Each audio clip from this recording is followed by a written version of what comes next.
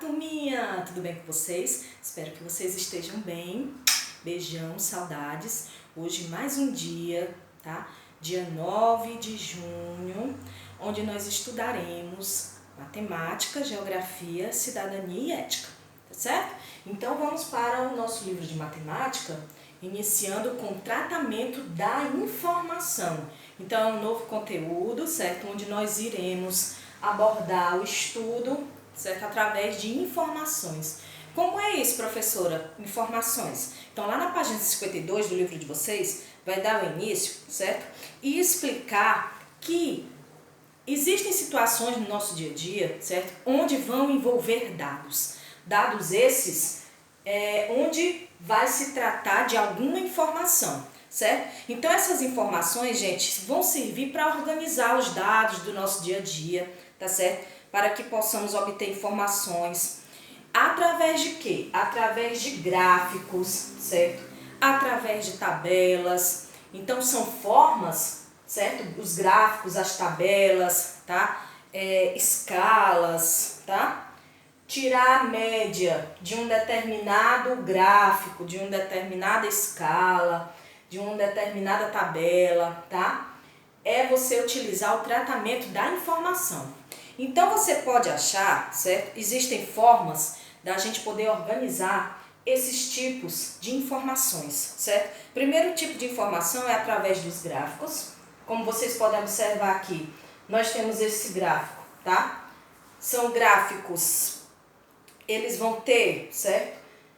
Por exemplo, formatos diferentes. Então esse gráfico aqui, ele vai exemplificar, ele vai dar exemplos, certo? De um gráfico onde você pode observar que ele é através de barras, tá? Então essas barras podem estar na vertical, essas barras podem estar na horizontal. Eles vão dar informações sobre um tema. Então o tema, por exemplo, aqui escolhido foram alimentos preferidos das crianças em uma sala de aula, em uma turma, tá? Onde foram destacados a massa, certo? Hambúrguer, batata frita, salgadinhos e pizzas. Então, se você observar, cada gráfico ele vai vir com a quantidade, tá certo? A escala das quantidades. E você observando, cada gráfico ele vai ter a sua instrução, identificando, certo? Quais os aspectos, quais as legendas, no que é que ele pode ser identificado aqui, mostrando a diferença dessas quantidades. Então vai ter alunos que escolheram, 8 alunos escolheram massa, certo? O total de 4 alunos escolheram hambúrguer, batata frita foi um total de 6 alunos, salgadinho somente 2 alunos e pizza, certo? Foram 10 alunos. Então o total aí, se você observar, a maioria da turma escolheu aí, certo? Como alimento preferido, o de pizza. E, certo? O menor valor, que é a menor quantidade, foram de salgadinhos. Então, a partir daí, você está utilizando essa informação para descobrir a quantidade, certo? De alimentos preferidos de cada aluno da turma, tá certo? Nós também temos as tabelas, certo?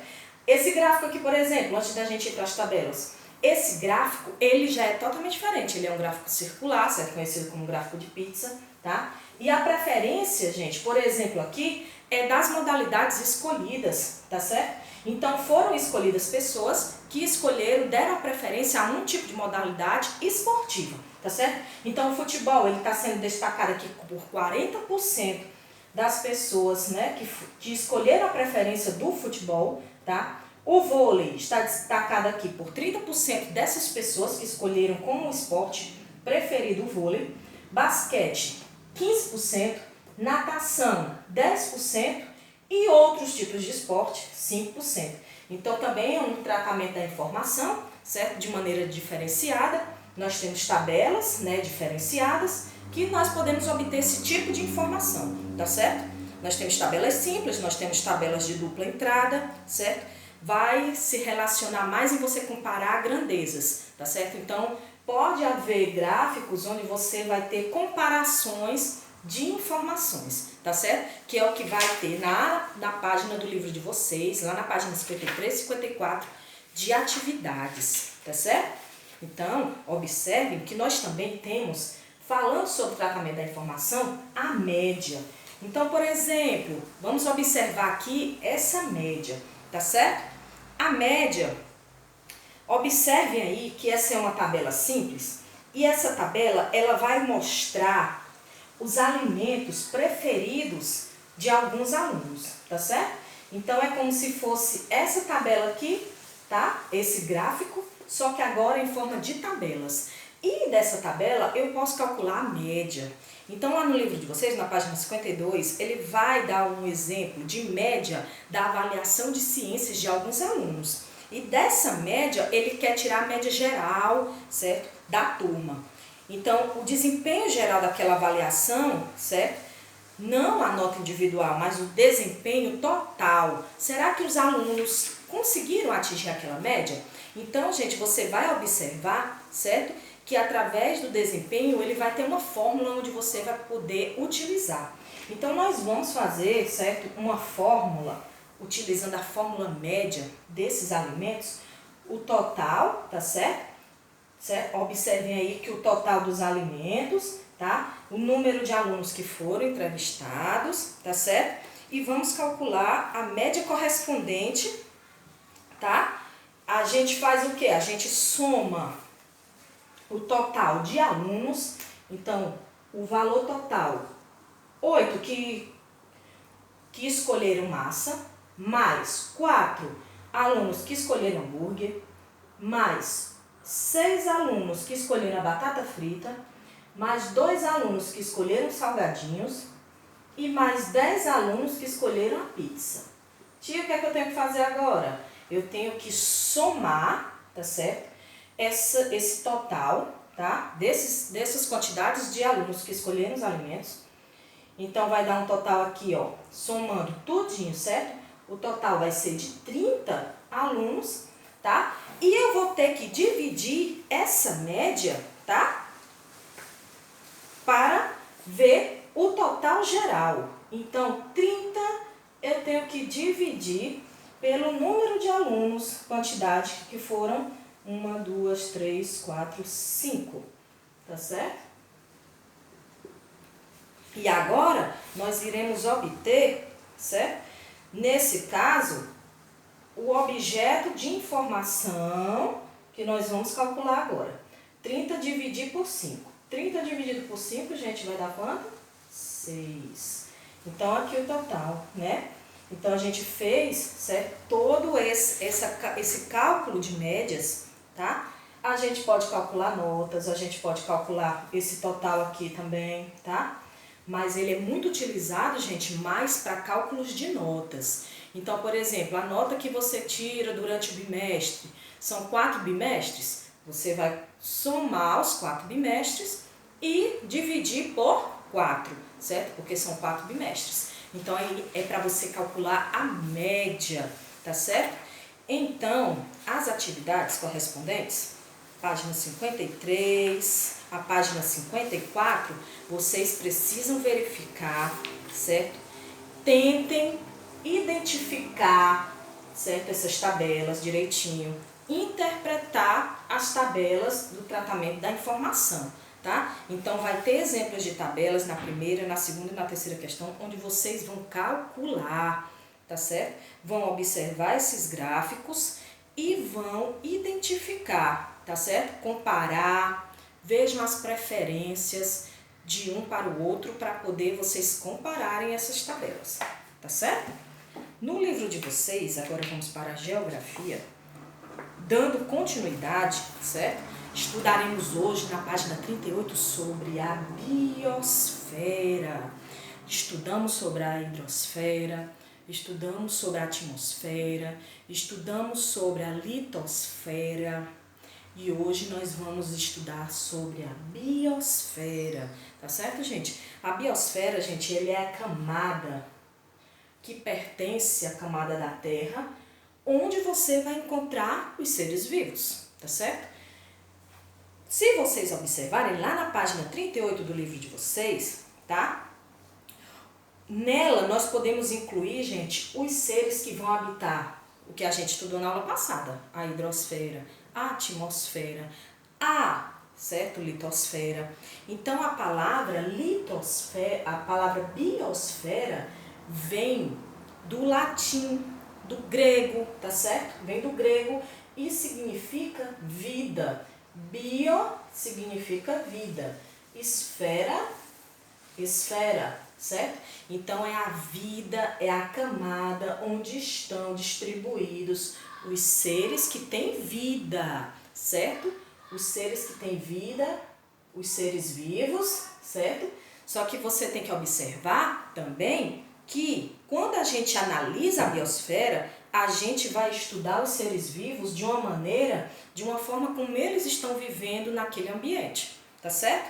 É a partir daí, gente, que a gente tem que verificar o habitat de cada um, tá certo? Então, cada ser vivo, ele vai possuir um habitat, certo? Para a sua morada, para a sua sobrevivência, tá? O sistema, gente, ele vai incluir, certo? No seu habitat, seres vivos e seres não vivos, tá certo? São os fatores que a gente vai ainda estudar. Antes da gente começar a estudar os fatores, a gente precisa, né, observar que esses elementos, seres vivos e seres não vivos, eles vão estar incluídos em um sistema. Esse sistema, ele é conhecido por ecossistema. E o que é ecossistema, tia? É um sistema que vai incluir, certo? Todos os seres vivos e todos os seres não vivos, tá?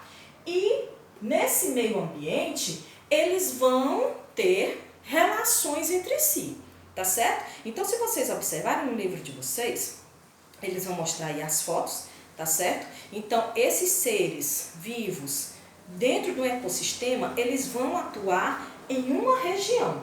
Nós temos os seres vivos bióticos, tá certo? Que são aqueles que vivem fatores bióticos, são aqueles que possuem vida, tá? Os seres bióticos são aqueles que vão ter presença, vão ter relações no meio, certo?